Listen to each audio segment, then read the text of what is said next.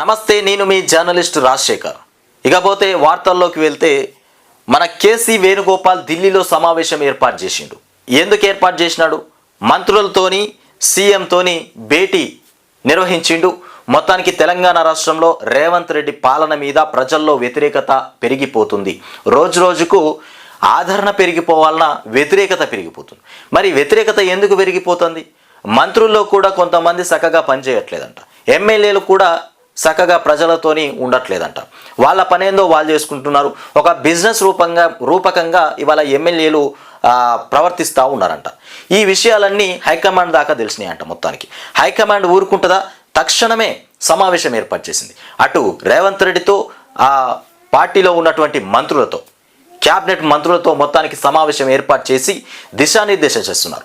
మొత్తానికి వచ్చే స్థానిక ఎన్నికల్లో రాష్ట్రంలో ప్రతి చోట మనమే గెలవాలి, మన సీట్లే రావాలి, నామినేటెడ్ పోస్టులు కూడా అందరికీ కట్టబెట్టాలి. ఇగో ఇట్లాంటి అంశాల మీద దిశానిర్దేశం చేసినారంట. ఇంకొకటి, వీళ్ళు క్యాబినెట్లో మీటింగ్ పెట్టినా, చర్చలు పెట్టినా, ఎలాంటి క్యాబినెట్లో ఎట్లాంటి విషయాలు మాట్లాడినా అది హైకమాండ్ దాకా వినిపిస్తూ ఉందంట. అంటే మరి వీళ్ళ దాంట్లో కొంతమంది హైకమాండ్కు వినిపించే వాళ్ళు ఉన్నారని అది అందరికీ తెలుసు. ముఖ్యంగా రేవంత్ రెడ్డి మీద కర్రీలు గాచి కొర్రి పెట్టినట్టుగా కొంతమంది మంత్రులు కూడా ఉన్నారు. రేవంత్ రెడ్డిని ఎప్పుడు ముఖ్యమంత్రి పదవి నుండి తొలగిస్తే బాగుండురా అనేటువంటి మంత్రులు అక్కడ ఉన్నారు. మొత్తానికి కాంగ్రెస్లో చాలా సీనియర్ వాళ్ళు ఉన్నారు. వాళ్ళకే రేవంత్ రెడ్డి అనేటోడు ఇష్టం లేదు, ముఖ్యమంత్రి హోదాలో ఉండడం ఇష్టం లేకుండా పోయింది. ఈ విషయం మీదనే హైకమాండ్కి ఎందుకు తెలుస్తూ ఉంటాయి? హైకమాండ్కి తెలుస్తూ ఉన్నాయంటే రేవంత్ రెడ్డి మీద వ్యతిరేకత ఉన్నట్టే అంశం. ఇగో ఇట్లా జరుగుతూ ఉన్నాయి. మొత్తానికి ఇక్కడ చిత్రంలో చూస్తూ ఉన్నాం మనము. ఢిల్లీలో కేసీ వేణుగోపాల్తో సమావేశమైనటువంటి ముఖ్యమంత్రి రేవంత్ రెడ్డి, అట్లాగే మహేష్ కుమార్ గౌడ్, దీపాదాస్ మున్షి కూడా ఉన్నారంట. చిత్రంలో పొన్నం ప్రభాకరు, పొంగులేటి శ్రీనివాస్ రెడ్డి, దుద్దిల్ల శ్రీధర్ బాబు, సీతక్క, కొండ సురేఖ, బట్టి విక్రమార్క, ఉత్తమ్ కుమార్ రెడ్డి, దామోదర్ రాజనరసింహ, జూపల్లి కృష్ణారావు వీళ్ళందరూ కలిసి మొత్తానికి సమావేశమైనరు. ఈ సమావేశంలో దిశానిర్దేశం చేస్తూ ఉన్నాడు కేసీ వేణుగోపాల్. గట్టిగానే మాట్లాడుతుండు. వీళ్ళకందరికీ చురుకులు పెడతా ఉన్నాడు, వాతలు పెడతా ఉన్నాడు. మరి తెలంగాణ రాష్ట్రంలో కాంగ్రెస్ అంటే మొత్తం పేరు లేకుండా పోయేటట్టున్నది మీ పాలన వల్ల. రేవంత్ రెడ్డి, నీ వల్ల కూడా చాలా మట్టుకు ఖరాబ్ అయిపోతుంది రాష్ట్రంలో మన పార్టీ అనేటువంటి అంశాల మీద మొత్తానికి దిశానిర్దేశం చేస్తూ ఉన్నాడు. ఇక బలమైనటువంటి వాదనలు వినిపించాలి. ఇగో ఇది మరి ఈ బలమైనటువంటి వాదనలు వినిపించాలనే పదము మరి కేసీ వేణుగోపాల్ మాట్లాడినాడా, ఇటుపోతే రేవంత్ రెడ్డి మాట్లాడిందా, లేదంటే మిగతా మంత్రులు మాట్లాడినటువంటి మాటల చూద్దాం. ఇక నదీ జలాల కేటాయింపుల పైన అంతర్రాష్ట్ర జల వివాద చట్టం ఇక సెక్షన్ 3ని పరిగణలోనికి తీసుకోవాలి అంటూ ఇక సమీక్షలో సీఎం రేవంత్ రెడ్డి ఆదేశాలు. గోదావరి బనకచర్లపైన ఇక అభ్యంతరాలతో జలశక్తి మంత్రి అట్లాగే ఏపీ సీఎంకు కూడా లేఖలు రాయాలని దిశానిర్దేశం చేసినారంట. ఇకపోతే నదీ జలాల కేటాయింపులపైన అంతర్రాష్ట్ర జల వివాద చట్టం IASRWDA మొత్తానికి సెక్షన్ 3 ముఖ్య అంశంగా ప్రధాన వాదనలు జరిగేలా కూడా ట్రైబ్యునల్లో మొత్తానికి గట్టిగా వాదనలు ఉండాలని ముఖ్యమంత్రి రేవంత్ రెడ్డి పేర్కొన్నారు. సెక్షన్ 3 కింద వాదనలు వినిపించాలని కేంద్ర తదుపరి టర్మ్ ఆఫ్ రెఫరెన్స్ TOR జారీ చేయడంతో ఇక పునర్విభజన చట్టంలోని సెక్షన్ 89 వెనక్కు వెళ్ళిపోయిందని కూడా సూచించారు.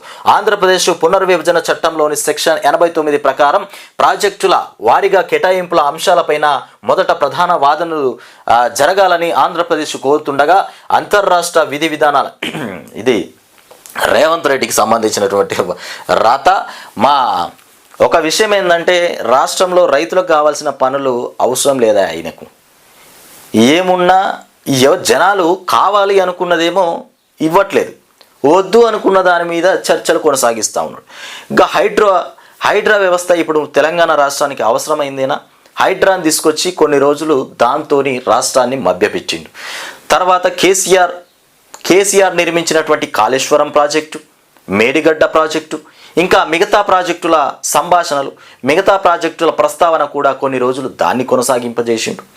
ఇకపోతే ఇవాళ నిన్న మొన్న చూస్తూ ఉన్నాం, ఈ కార్ రేసుకు సంబంధించి కేటీఆర్ని ఇరికించే ప్రయత్నం చేస్తూ ఉన్నాడు. దాంట్లో ఎలాంటి ఆధారాలు దొరకపోయేసరికల్లా 54 కోట్ల రూపాయలు దేశం దాటిపోయినాయి అనేటువంటి వాదనలు ముంగటేసుకొని ఇవాళ కేటీఆర్ను ఎట్లా పెట్టి ఇరికించాలనేటువంటి ప్రయత్నం చేస్తూ ఉన్నాడు మన ముఖ్యమంత్రి రేవంత్ రెడ్డి. అయినా కానీ ఆయనకు అసలు అంతు చిక్కట్లేదు. రహస్యమేంది మరి, ఆధారాలేంది, తప్పుడు సమాచారం తనకు దొరకట్లేదు. దొరుకుతుందేమో చూద్దామనుకుంటున్నారు కానీ దొరకట్లేదు. ఇక ఇంకొక విషయం, మొన్నటిదాకా ఇంకో పెద్ద సంఘటన కూడా చూసినారు. పుష్ప 2 సినిమాకి సంబంధించి అల్లు అర్జున్ను అరెస్టు చేయించి చాలామంది కూడా అనుకున్నారు పుష్ప 2 అల్లు అర్జున్ రేవంత్ రెడ్డి పేరు మర్చిపోవడం వల్లనే ఇంత కక్షపూరితమైనటువంటి ధోరణి రాష్ట్రంలో ఎదురు దాకింది. అల్లు అర్జున్ ఇంటి మీద కూడా కాంగ్రెస్ నాయకులు పోయి దాడి చేయాలా? ఇంత దారుణమా? రాష్ట్రంలో లా అండ్ ఆర్డర్ ఎక్కడ పోయింది? పోలీస్ వ్యవస్థ ఎక్కడ నడుస్తూ ఉంది?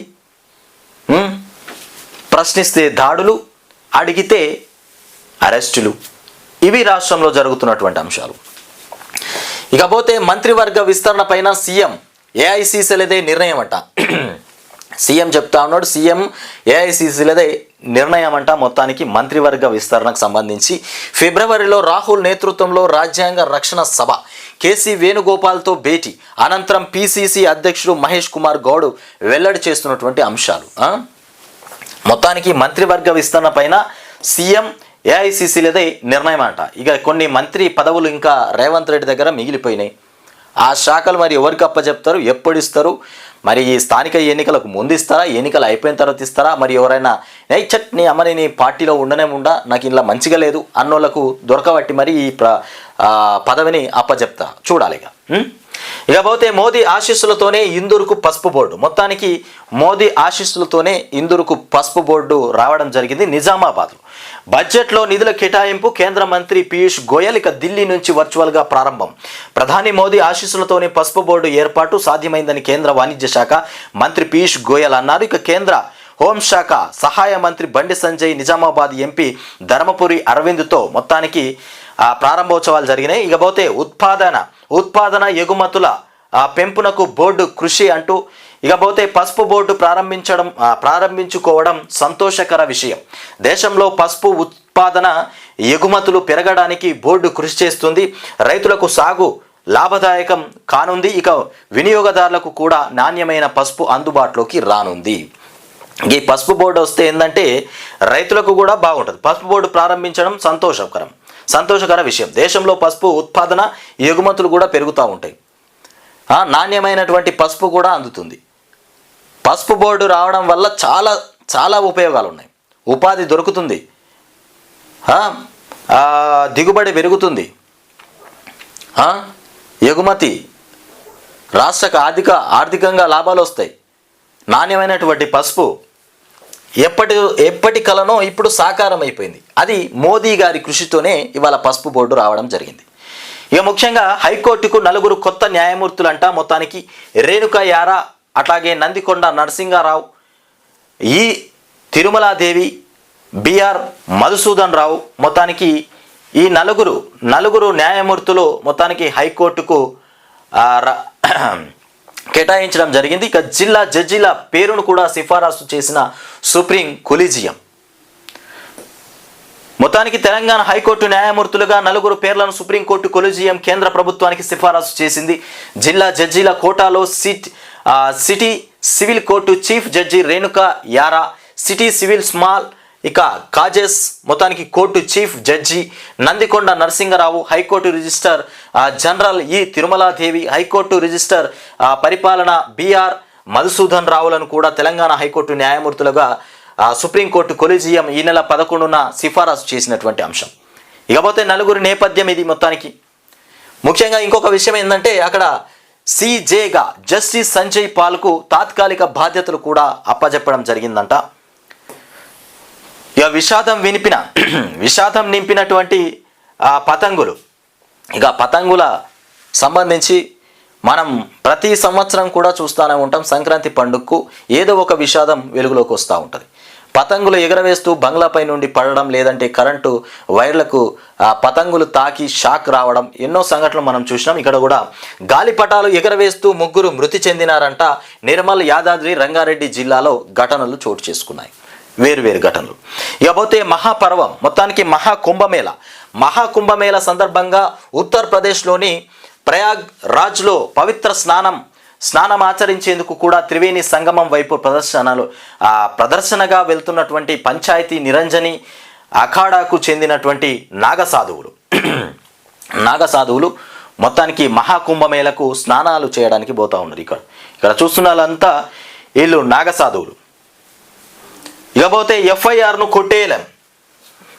ఫార్ములా ఈ కేసులో హైకోర్టు సుప్రీంకోర్టు ధర్మాసనం తేల్చి చెప్పినటువంటి అంశం. ఎఫ్ఐఆర్ను కొట్టేయలేం, ఫార్ములా ఈ కేసులో విచారణ అవసరమన్న సుప్రీంకోర్టు ధర్మాసనం. కేటీఆర్ క్వాష్ పిటిషన్ను డిస్మిస్ యాజ్ విత్డ్రాన్గా ప్రకటిస్తూ ఉత్తర్వులు. ఫార్ములా ఈ రేసు వ్యవహారంలో తెలంగాణ అవినీతి నిరోధక శాఖ తనపైన నమోదు చేసినటువంటి ఎఫ్ఐఆర్ను కొట్టేయలేమని కోరుతూ బారాస కార్యనిర్వాహక అధ్యక్షుడు కేటీఆర్ దాఖలు చేసినటువంటి పిటిషన్ను సుప్రీంకోర్టు తోసిపుచ్చింది. తన క్వాష్ పిటిషన్ను కొట్టేస్తూ తెలంగాణ హైకోర్టు ఈ నెల 7న ఇచ్చిన తీర్పును సవాల్ చేస్తూ కేటీఆర్ దాఖలు చేసినటువంటి మొత్తానికి పిటిషన్ పైన విచారణ కొనసాగించాలని జస్టిస్ బెహ్లా, ఎం త్రివేది, జస్టిస్ ప్రసన్న, ఇకపోతే బాలచంద్ర వారాలేలతో మొత్తానికి కూడిన ధర్మాసనం విముఖత చూపింది. దాంతో పిటిషన్ ఉపసంహరించుకుని తదుపరి కార్యాచరణకు ఉపక్రమించేటువంటి స్వేచ్ఛ ఇవ్వాలని కూడా కేటీఆర్ తరపు న్యాయవాదులు కోరగా ఇక అందుకు మొత్తానికి ధర్మాసనం సమ్మతించలేదట మొత్తానికి. ఇకపోతే నేడు ఈడీ ముందుకు కేటీఆర్ పోతున్నారంట. మరి ఈడీ ముందుకు పోతున్నటువంటి కేటీఆర్ మరి ఎలాంటి ప్రశ్నలు అడుగుతారు, మరి ఏం జరుగుతుందో చూడాలి. ఇకపోతే సాగుకు యంత్ర తంత్రం ఏది? ఇక దేశంలో 47% వినియోగం. ఇక అఖిల భారత వ్యవసాయ పరికరాలు యంత్రాల సమన్వయ పరిశోధనల నివేదికలో వెల్లడి. ఏప్రిల్ 29-30లోగా అగ్రికల్చర్, మే 2 నుంచి ఇంజనీరింగ్. ఈ పరీక్షలు మొత్తానికి ఎంసెట్ సహా అన్ని ప్రవేశ పరీక్షలు ఎప్పుడు ప్రారంభమవుతున్నాయి అంటే ఏప్రిల్ 29వ తారీఖు నుండి 30లలో అగ్రికల్చర్కి సంబంధించినటువంటి పరీక్షలు. ఇకపోతే మే 2 నుంచి ఇంజనీరింగ్ పరీక్షలు అంట.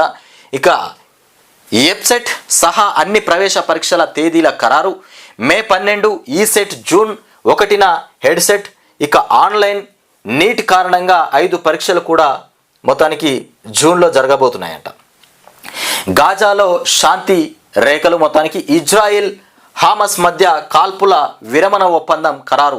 కొందరు బందీల విడుదలకు అంగీకరించినటువంటి ఉగ్ర సంస్థ. ఇక జైళ్లలో 3 ఉన్నటువంటి పాలస్తీనీయులను మొత్తానికి వదిలిపెడతామన్న టెల్ అవీవ్. ఇక తుది ముసాయిదా పైన ఇంకా కసరత్తు జరుగుతోందన్న నేతహు కార్యాలయం. ఇకపోతే గాజాలో శాంతి రేఖలంట. గాజా ఏంది, ఆ యుద్ధం ఏందో ఏం అర్థం కాదు. ఇక వెలుగు దినపత్రికలో చూద్దాం వార్తలు. ఇక నేవీలోకి ఒకేసారి 3 యుద్ధ నౌకలు. మొత్తానికి ఐఎన్ఎస్ సూరత్, మొత్తానికి వాగ్షీర్, నీలగిరిని జాతికి అంకితం చేసిన ప్రధాని. ఈ మూడు దేశీయంగా తయారైనవేనంట మొత్తానికి. ఇకపోతే మేము జోక్యం చేసుకోం. ఎవరు జోక్యం చేసుకోరు? ఈ ఫార్ములా మొత్తానికి ఫార్ములాకు సంబంధించి, ఫార్ములా ఈ రేసుకు సంబంధించి హైకోర్టు తీర్పు పైన కేటీఆర్కు తేల్చి చెప్పిన సుప్రీంకోర్టు ఫార్ములా ఈ రేసు కేసులో మరో షాక్. క్వాష్ పిటిషన్ హైకోర్టు కొట్టేయడాన్ని సవాల్ చేసిన కేటీఆర్ ఈ స్టేజ్లో మొత్తానికి తాము కలుగజేసుకోలేమన్న సుప్రీంకోర్టు, అవినీతి జరగలేదన్న వాదనను తోసిపుచ్చిన ధర్మాసనం, పిటిషన్ విత్డ్రా చేసుకునే స్వేచ్ఛ కూడా లేదంటూ సీరియస్. ఇక పలుమార్లు విజ్ఞప్తి చేయడంతో విత్డ్రాకు ఛాన్స్ ఇస్తూనే డిస్మిస్ చేసిందట మొత్తానికి. ఇకపోతే ఏఐసిసికి కొత్త ఆఫర్స్. సో ఏఐసిసికి కొత్త ఆఫీస్ అంట. దేనికంటే ముందు మనం చూసుకోవాల్సినటువంటి వార్త ఇంకా ఉంటుంది. రికార్డుల మోత. మొత్తానికి ఇక్కడ చూడు రిగో, వన్డేల్లో అత్యధిక స్కోరు చేసినటువంటి ఇండియా అమ్మాయిల జట్టు. ఇక ఫాస్టెస్ట్ సెంచరీ కొట్టిన స్మృతి మందాన. ఇక 304 రన్స్ తేడాతో ఐర్లాండ్ పైన భారీ విజయం. ఇండియా విమెన్స్ క్రికెట్ టీం ఇక చరిత్ర సృష్టించింది. ఐర్లాండ్తో బుధవారం జరిగినటువంటి చివరి 3వ వన్డేలో పలు రికార్డులు బద్దలు కొట్టింది. ఇండియా మెన్స్ క్రికెట్ టీంకు కూడా సాధ్యం కాని రీతిలో 50 ఓవర్లలో 435/5 స్కోరు చేసి ఈ ఫార్మట్లో తమ అత్యధిక స్కోరుతో సరికొత్త రికార్డు నెలకొల్పింది. ఇక కెప్టెన్ స్మృతి మంధాన 135/70 బంతుల్లోనే ఇండియా తరపున ఫాస్టెస్ట్ సెంచరీ సాధించిందంట. ఇక యువ ఓపెనర్ మొత్తానికి ప్రతీక రావల్ 154 రన్లతో మొత్తానికి మెరిసింది. తర్వాత ఐర్లాండ్కు 131 స్కోరుకే ఆల్అవుట్ చేసిన ఇండియా 304 పరుగులు తేడాతో గెలిచింది. ఇక 3 వన్డేల సిరీస్ను కూడా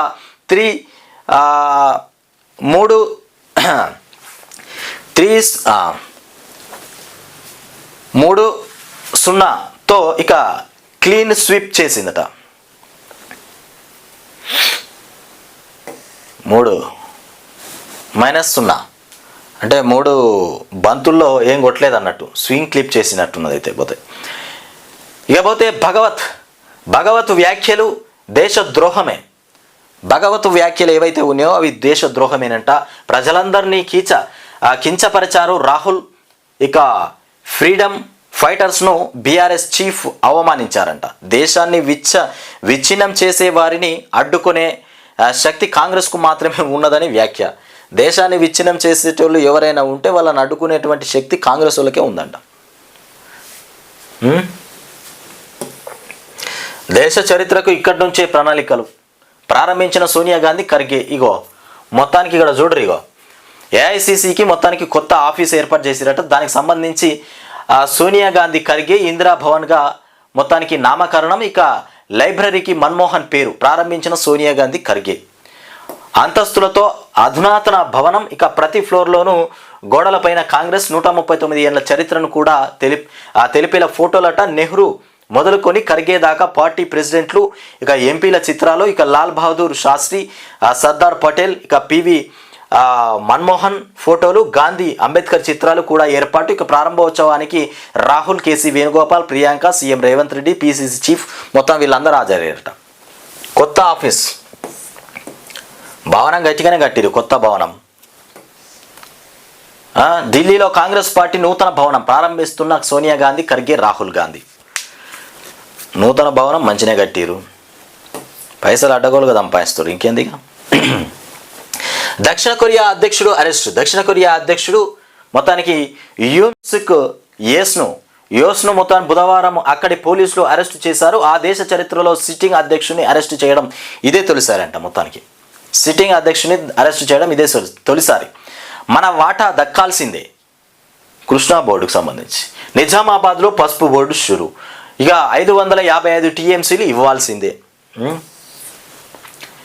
8 సెట్లకు తేదీలు ఖరారు. మొత్తానికి ఏప్రిల్ 29 నుంచి జూన్ 19 వరకు పరీక్షల నిర్వహణ. ఏప్రిల్ 29, 30ని అగ్రికల్చర్, ఇక ఫార్మసీ ఎంట్రన్స్ టెస్ట్. మొత్తానికి మే 2 నుంచి 5 వరకు ఇంజనీరింగ్ స్ట్రీమ్కు ఎగ్జామ్స్. ఇక ఎంట్రన్స్ పరీక్షల షెడ్యూల్ రిలీజ్ చేసినటువంటి హయ్యర్ ఎడ్యుకేషన్ కౌన్సిల్ అంట. మొత్తానికి సిరిసిల్లాలో మరో 4-6 ఎకరాలు వాప్స్.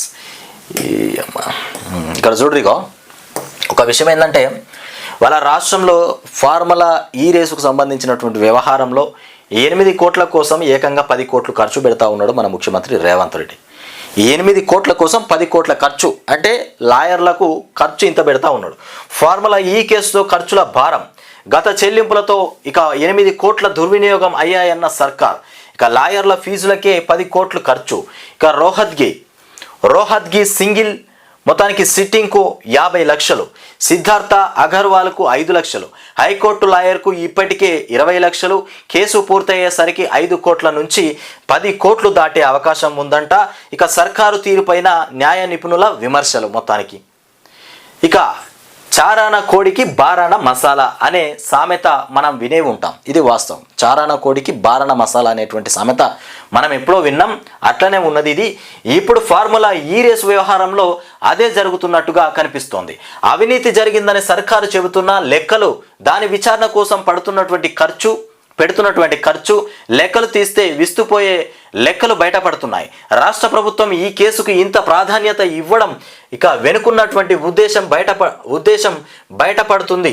ఇక ఫార్ములా ఈ వ్యవహారంలో అవినీతి జరగలేదని, అంతా రాజకీయ కుట్రనే అన్నది కూడా స్పష్టమవుతుందని న్యాయ నిపుణులు అంటున్నటువంటి అంశం.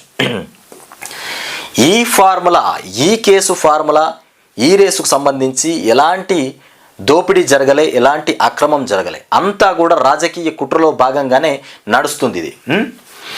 ఇకపోతే కేటీఆర్ పిటిషన్ విత్డ్రా.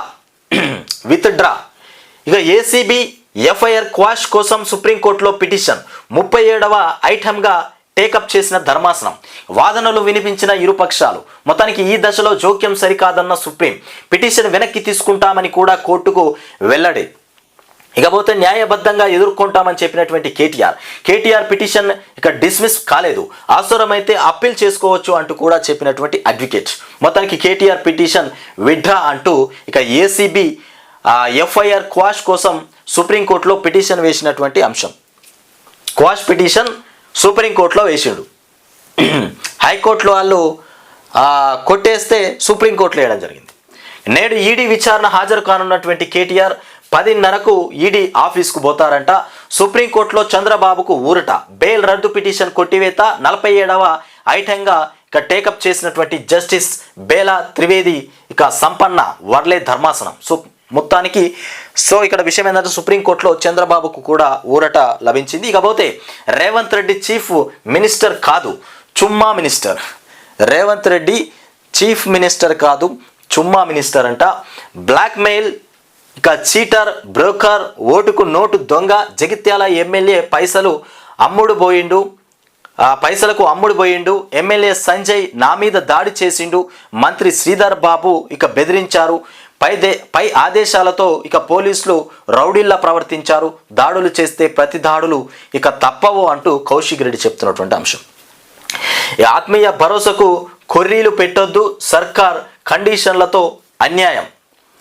ఆత్మీయ భరోసాకు కొర్రీలు పెట్టొద్దు, మొత్తానికి సర్కార్ కండిషన్లతో అన్యాయం జరుగుతుందంటూ ముఖ్యమంత్రి చేస్తున్నటువంటి పనితీరు పైన మాజీ మంత్రి హరీష్ రావు మాట్లాడుతున్నటువంటి అంశాలు. ఇక ఎకరంలోపు రైతులను అర్హులుగా గుర్తించాలి, కోతలు పెట్టకుండా పథకం అమలు చేయాలి, కూలీలందరికీ ఆత్మీయ భరోసా కల్పించాలి. మెదక్ జిల్లా సమీక్షలో హరీష్ రావు. ఇక్కడ విషయం ఏంటంటే ఎకరంలోపు ఇప్పుడు ఒక రైతుకు 5 గుంటలు ఉంటుంది, 2 గుంటలు ఉంటుంది, 3 గుంటలు ఉంటుంది. 5 గుంటలు ఉన్నటువంటి రైతుకు 1500 రూపాయలు. ఇట్లా ఎకరం ఉంటేనే 15,000 రూపాయలు వస్తాయి. 12,000 వీళ్ళు 15,000 ఇస్తామన్నారు, మళ్ళీ దాన్ని తగ్గించురు, 12,000కి చేసిండ్రు. ఎకరం ఉంటే 12,000. మరి ఎకరంలోపు గుంటల్లో ఉంటే వాళ్ళకి రావాల్సిన డబ్బులు చాలా తక్కువ వస్తాయి. గుంటకి ఎంత రావాలనో గంతే వస్తుంది. ఆ గుంట భూమి ఉన్నోడికి కూలీలకు సంబంధించి ఆత్మీయ భరోసా మన ఆత్మీయ భరోసా, కూలీలందరికీ ఆత్మీయ భరోసా గుంట భూమి ఉంటే ఆత్మీయ భరోసా వర్తించదంట. 2 గుంటలున్నా వర్తించది, 3 గుంటలున్నా వర్తించది. మరి ఇవాళ ఆత్మీయ భరోసా వర్తించకపోతే రైతుకు 1 గుంట ఉంటే ఆయనకు వచ్చే డబ్బులు మహా అంటే 200 వస్తుంది కావచ్చు. 200 కోసం ఏకంగా ఆత్మీయ భరోసానే ఎగిరిపోతుంది. ఆయనకు ఆ గుంట ఉండడమే శాపమా, ఆయనకు ఆ గుంట ఉండడమే పాపమా? అట్లా కాకుండా ఎకరంలోపు ఉన్న వాళ్ళందరికీ కూడా ఆత్మీయ భరోసా వర్తింపజేయాలి. తక్కువగా చిన్నకారు రైతులు ఎవరైతే ఉంటారో వాళ్ళందరికీ కూడా ఆత్మీయ భరోసా వర్తింపజేస్తే బాగుంటుంది. ఇండియా కూటమిలో చీలిక. మొత్తానికి ఇండియా కూటమిలో చీలిక ఏర్పడతా ఉన్నదంట. కాంగ్రెస్ పైన ప్రాంతీయ పార్టీల అలక. ఇక కూటమిలో కాకరేపుతున్న ఢిల్లీ ఎన్నికలు. కూటమిలో కాకరేపుతా ఉన్నాయి ఢిల్లీకి ఎన్నికలు. ఇక ఆప్కే మద్దతిస్తున్న ప్రాంతీయ పార్టీలు, ఒంటరిగా పోటీ చేస్తున్న కాంగ్రెస్, త్వరలోనే పొలిటికల్ బాంబు పేలనుందంట మొత్తానికి. ఇకపోతే రాష్ట్రంలో ఏం జరుగుతోంది ఇక్కడ చూడు. ఇక మనం చెప్పినాం కదా, సమావేశం ఏర్పాటు చేసినాడు కేసీ వేణుగోపాల్. అటు రేవంత్ రెడ్డిని, ఇటు మంత్రులను, వాళ్ళందరినీ మొత్తానికి వాళ్ళందరితో సమావేశం ఏర్పాటు చేసి రాష్ట్రంలో ఏం జరుగుతుంది అనేటువంటి అంశాల మీద మాట్లాడిండు. సీఎం మంత్రులతో కేసీ వేణుగోపాల్ భేటీ. ప్రభుత్వ పనితీరు పైన అసహనం, ప్రజల్లో ఎందుకు వ్యతిరేకత పెరిగిందని ఆగ్రహం. ఇక శాఖల వారీగా ఆరా తీసిన కేసీ. మొత్తానికి కొంతమంది మంత్రులపైన అసంతృప్తి, తీరు మార్చుకోలేకపోతే ఊస్టింగ్ అని కూడా వార్నింగ్. కేబినెట్ విస్తరణ పైన చర్చ.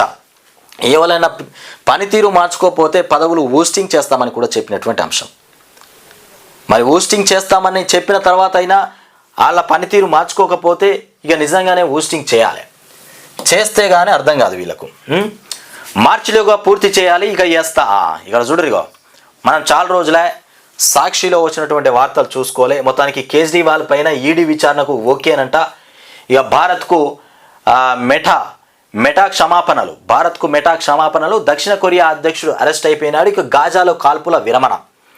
ఇకపోతే మార్చిలోగా పూర్తి చేయాలి. స్థానిక ఎన్నికలపైన కాంగ్రెస్ ముఖ్య నేతలకు ఏఐసిసి దిశానిర్దేశం చేశారు. మార్చిలోగా మొత్తానికి స్థానిక ఎన్నికలు పూర్తి చేయాలని చెప్తున్నారు. ఈడీ విచారణకు వెళ్తున్నా కేటీఆర్ చెప్తుండు. బీఆర్ఎస్ వర్కింగ్ ప్రెసిడెంట్ కేటీఆర్ ప్రకటన. ఫార్ములా ఈ కారు రేసుకు విషయంలో ఈడీ కేసు. ఇక మనీ లాండరింగ్ పైన దర్యాప్తు జరుగుతున్న సంస్థ. 9న ఏసీబీ విచారణకు హాజరైన కేటీఆర్ ఇక మరోసారి విచారణకు ఏసీబీ నోటీసులు ఇచ్చే అవకాశం కూడా ఉందంట. వాళ్ళు విందులు వినోదాల్లో, వీళ్ళు వాళ్ళు విందులు వినోదాల్లో ఉంటుర్రు, వీళ్ళు వీధుల్లో ఉంటా ఉన్నారు. పండుగ రోజుల్లోనూ కుటుంబాలకు దూరంగా అత్యవసర సర్వీసుల సిబ్బంది ఇక తమ వాళ్లతో గడపాలని ఉన్న ప్రజాసేవలో సంతృప్తి దక్కుతోందంటున్న అలుపెరగని వీరులు సంక్రాంతి రోజున డ్యూటీలో ఉన్నవారిని పలకరించిన సాక్షి. పండగ రోజు కూడా ఇక డ్యూటీ నిర్వహిస్తూ ఉన్నారు. ఇది కథ. వాళ్ళేమో విందులు వినోదాల్లో ఉంటున్నారు, వీళ్ళనేమో రోడ్ల మీద పెట్టారు. పసుపు కళ సాకారం అయిపోయింది. ఇక మొత్తానికి క్యాసినోల కోళ్ల పందాలు. ఏపీలో ఊరువాడ యథేచ్ఛగా 10 ఏళ్ల జోరు. ఇక జాదా క్రీడలు. ఇకపోతే 10 కిలోమీటర్ల 32 నిమిషాలు. ఇక హైటెక్ బోధన ఆన్లైన్ సాధన అంటూ. ఇకపోతే ఇక్కడ చూస్తున్నాం కదా, ద్విగుణీకృతమైనటువంటి సాగర పాటవం. అట్లాగే కాంగ్రెస్ కొత్త ఆఫీసు ఇందిరాగాంధీ భవన్. అట్లాగే 3 రోజుల్లోనే 6 కోట్లు. ఇక మహాకుంభమేళకు భక్తుల వరద అంచనాలను మించుతోంది. ఇక పవిత్ర స్నానాలు చేసేందుకు కూడా ప్రపంచం నలుమూలల నుంచి భక్తులు పోటెత్తుతున్నారు. ఇక తొలి 3 రోజుల్లోనే ఏకంగా 6 కోట్ల మంది భక్తులు వచ్చినట్టు కూడా యూపీ మొత్తానికి సీఎం యోగి ఆదిత్యనాథ్ తెలిపారు. ఇక మంగళవారం ఒక్కరోజే 3-5 కోట్ల మందికి పైగా వచ్చినట్టు కూడా వెల్లడించారు. మొత్తానికి ఇది తెలంగాణ రాష్ట్రానికి సంబంధించినటువంటి వార్తలు. ఇకపోతే కాంగ్రెస్కు, అటు బీజేపీకి, ఇటు బీఆర్ఎస్కు సంబంధించినటువంటి వార్తలు.